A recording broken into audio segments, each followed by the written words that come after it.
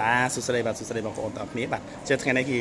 មកនិយាយពីរឿងបញ្ហាសុខភាពទៀតហើយបាទចឹងសម្រាប់បងប្អូនបាទដែលមានអាយុបាទចាប់ពី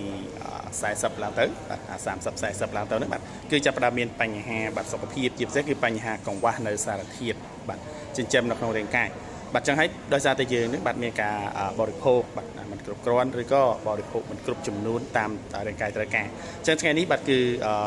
ខ្ញុំសូមណែនាំបាទជាមួយនឹងផលិតផលបាទដែលមានឈ្មោះថា Hyperonic បាទជាប្រភេទផលិតផលផ្សំចេញពីធនជាតិបាទពីគ្រាប់ធនជាតិសុទ្ធតែម្ដងហើយក៏មានជាតិប្រូតេអ៊ីនបាទច្រើនបាទជាមួយនឹងប្រូតេអ៊ីនបាទធម្មជាតិប្រូតេអ៊ីនជាប្រភេទគ្រាប់ពូជណាបាទជាប្រភេទគ្រាប់ធនជាតិអញ្ចឹងហើយគឺអាចប្រើបានបាទសម្រាប់អ្នកដែលមានអាយុចាប់ពីបាទ30ទៅ40ហ្នឹងបាទទៅជំនួយជាអាហារបំពន់បាទរាងកាយបាទជំនួយបាទជាមួយនឹងប្រូតេអ៊ីនបាទនៅក្នុងរាងកាយបាទដើម្បីឲ្យយើងមានធម៌ពលបាទក្នុងការបាទធ្វើការឬក៏មានធម៌ពលបាទក្នុងការបាទ